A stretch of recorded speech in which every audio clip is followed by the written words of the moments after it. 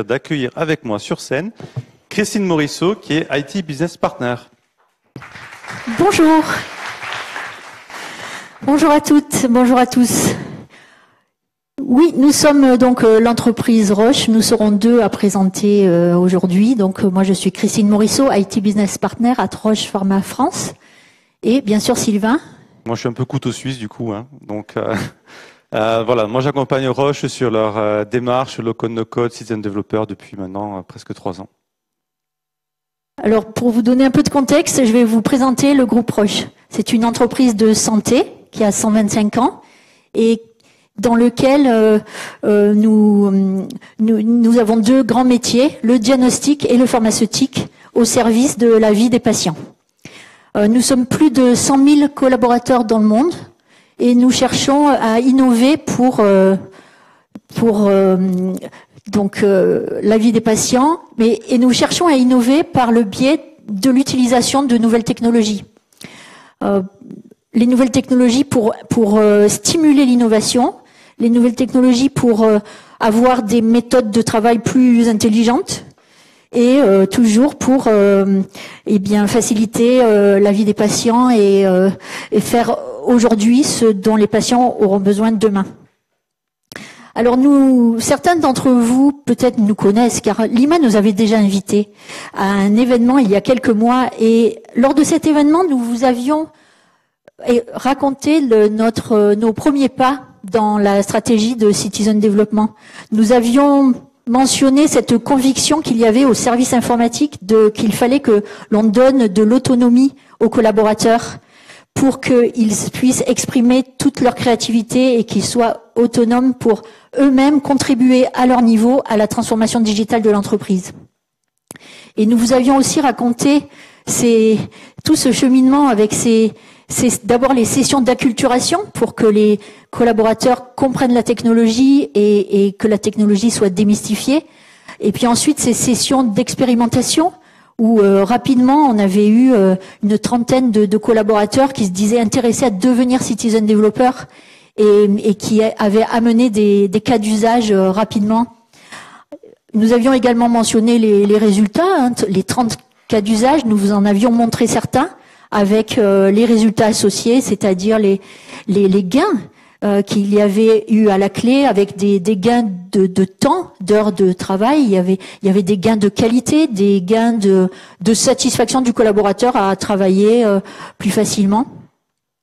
Mais donc tout ça en fait c'est clairement aujourd'hui où en sommes-nous?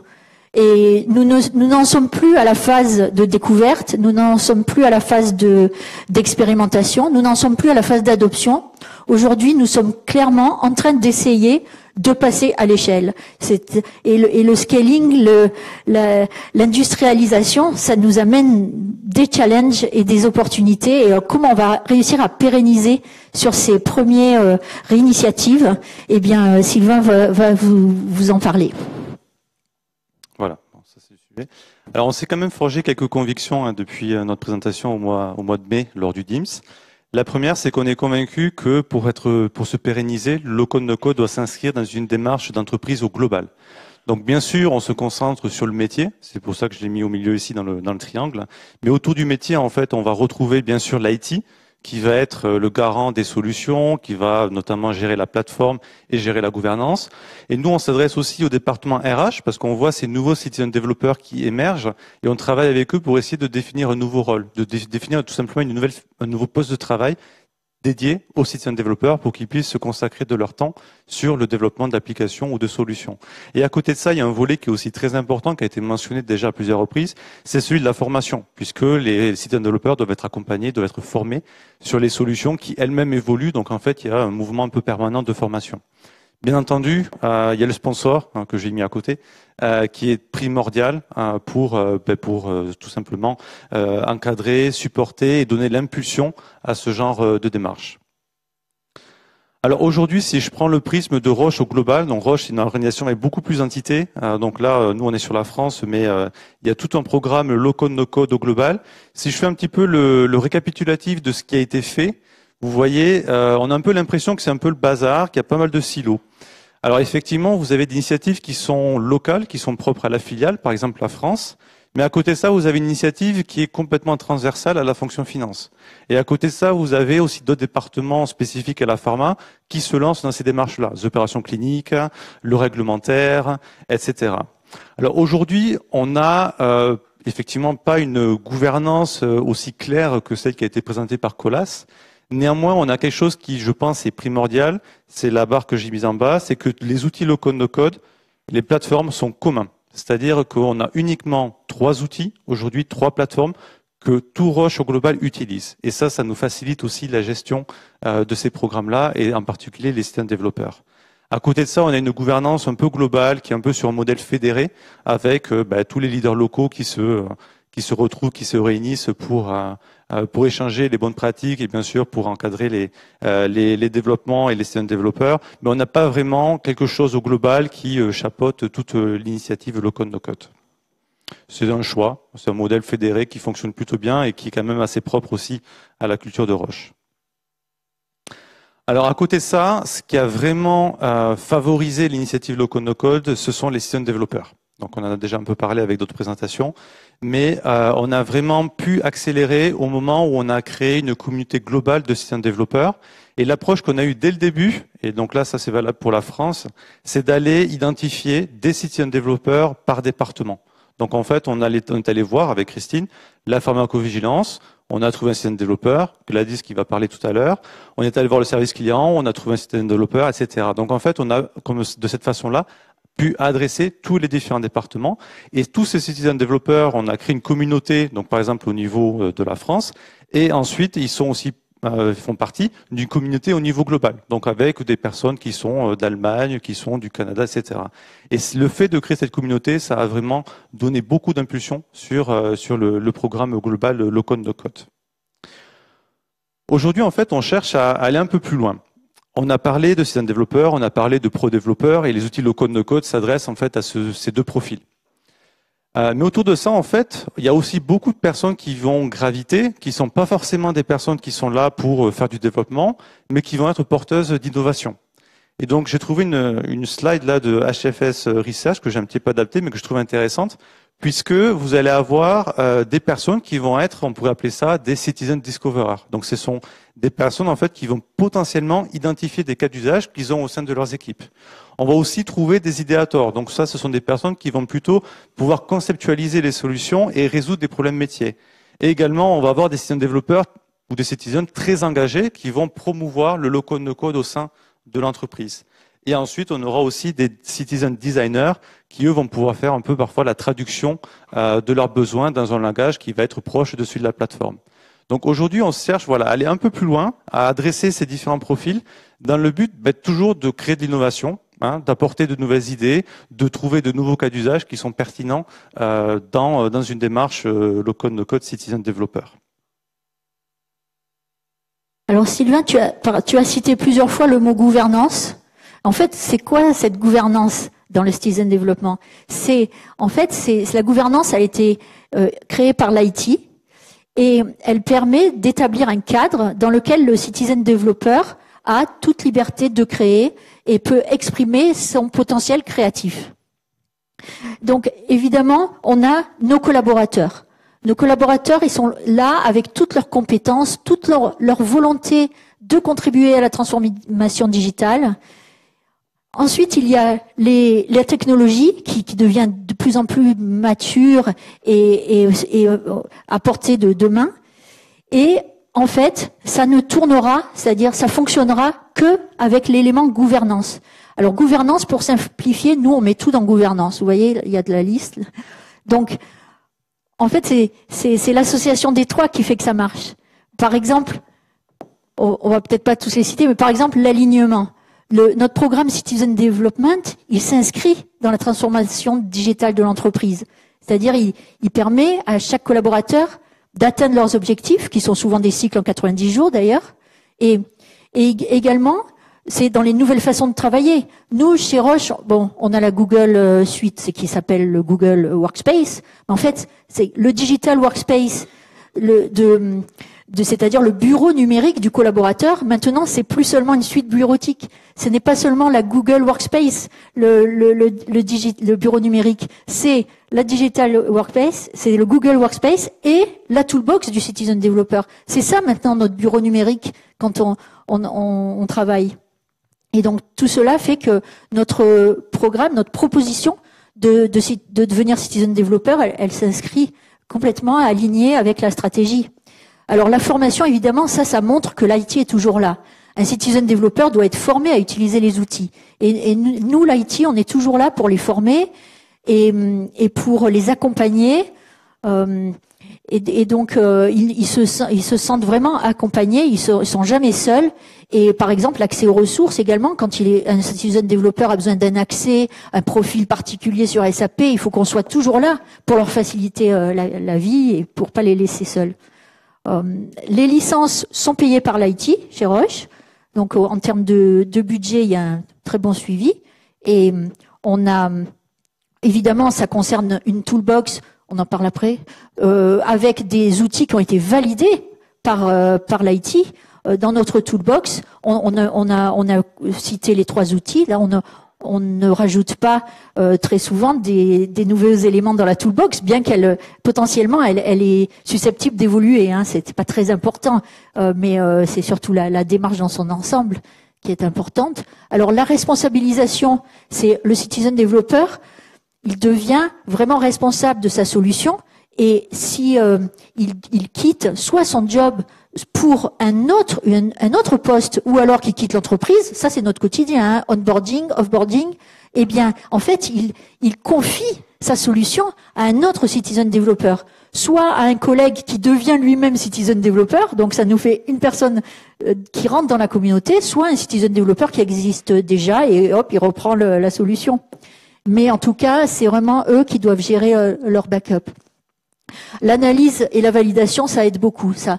Et ça veut dire vraiment l'IT est toujours là. C'est-à-dire que quand le Citizen Developer arrive avec un cas d'usage, il y a un assessment qui est fait pour voir est-ce qu'on est bien en face d'une problématique qui va être résolue grâce à notre toolbox de Citizen Development, oui ou non. Parfois, c'est d'ailleurs en mode assisté. Bon, ok, on le prend en Citizen Development, mais on va t'aider. On va quand même avoir une phase d'aide avec un développeur mais donc cet assessment est important pour voir le niveau de complexité. On le valide aussi, on aide pour les tests, on met en production que quand c'est validé, que c'est testé.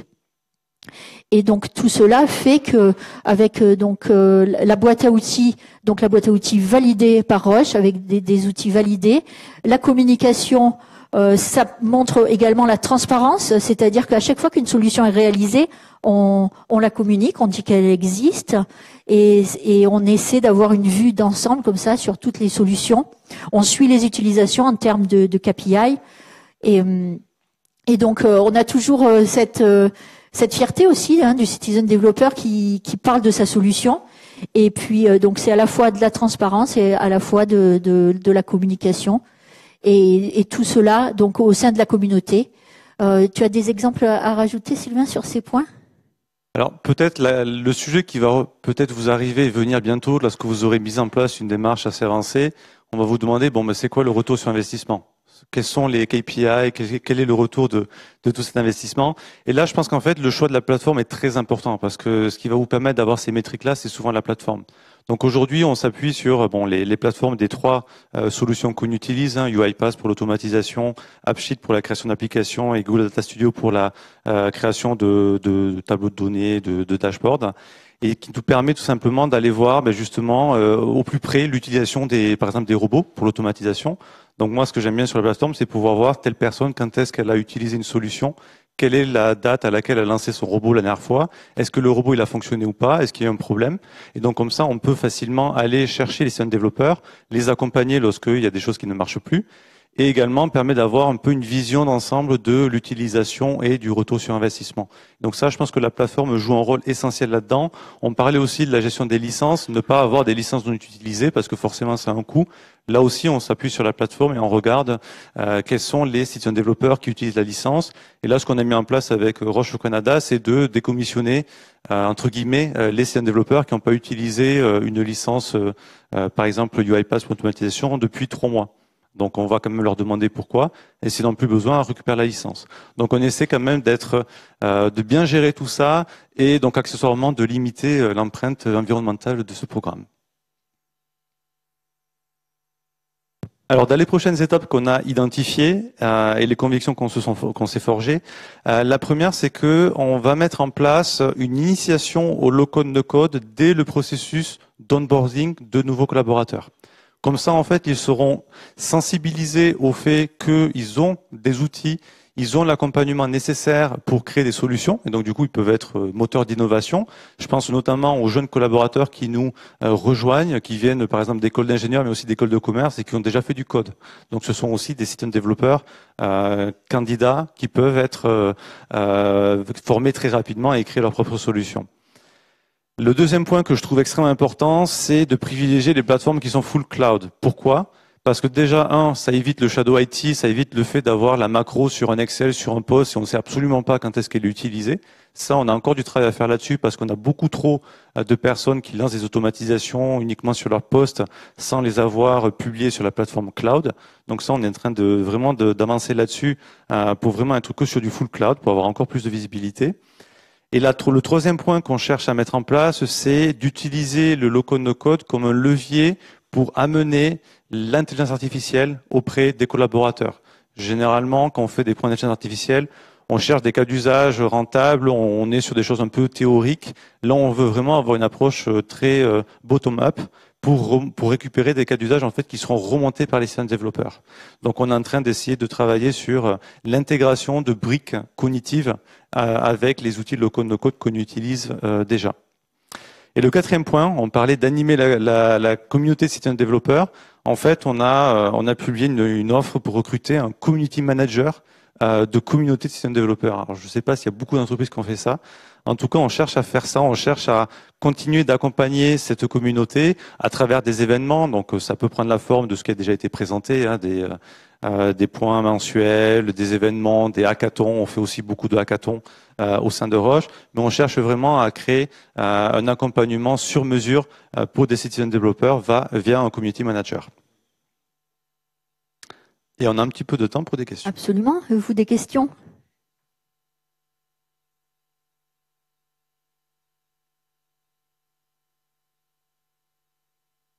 Oui. Oui, j'ai encore une question, excusez-moi. Vous les accompagnez sur du community manager, mais il n'y a pas d'actions qui sont mises en place sur le passage des bonnes pratiques? Vous les laissez complètement libres de développer comme ils veulent? Alors, non.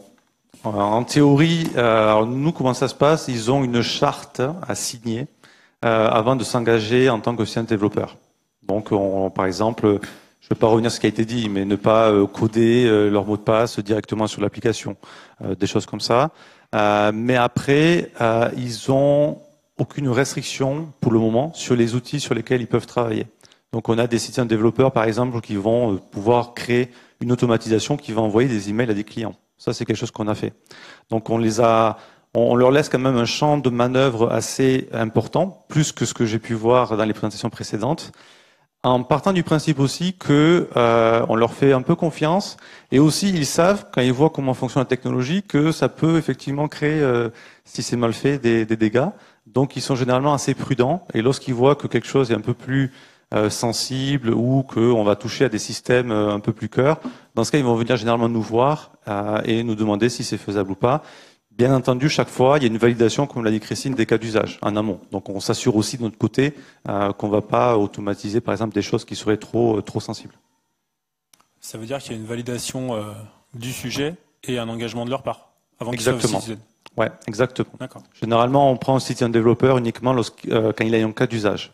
Donc, il vient avec son cas d'usage et ensuite, il suit le programme de formation où on lui on lui donne les bonnes pratiques, justement. On lui apprend comment développer une application de manière assez propre. Et ensuite, effectivement, une fois qu'il a créé son application, il y a une revue de la qualité de ce qui a été créé avant qu'il puisse l'utiliser et éventuellement la partager aussi à ses collègues. Est-ce que vous avez eu, vous n'avez eu aucun problème de réticence de la part de l'IT et de la DSI concernant le low-code, no-code? C'est l'IT qui est à l'origine de la création de cette stratégie. Donc non, au contraire, on a voulu vraiment donner les moyens aux collaborateurs et il n'y a pas eu de frein de l'IT. C'est vraiment parti de chez nous. Dernière question. Ouais. Oui, moi j'ai une question sur les citizen développeurs. Là, vous avez dit que vous avez cherché à en avoir un peu dans tous les départements, mais du coup, comment concrètement vous les avez identifiés, comment vous les avez repérés? Alors, effectivement, on a cherché à en avoir dans un peu tous les départements. Ça n'a pas très bien marché parce qu'on a eu des surreprésentations dans certains départements. Au début, on a beaucoup laissé la porte ouverte. C'était du volontariat. On avait présenté l'initiative et les personnes qui étaient intéressées pouvaient participer. Donc c'est plus sur la démarche de volontariat. Et après, on est allé et on continue d'aller voir des départements en particulier où on sait qu'il y a du potentiel, mais il y a peu de personnes. Généralement, c'est par exemple la finance. Ils ont des contraintes, une charge de travail peut-être un peu plus importante. Mais au début, on a vraiment commencé en laissant la porte ouverte à tout le monde. Bien. Je vous remercie. Et je remercie Christine. Merci beaucoup à tous.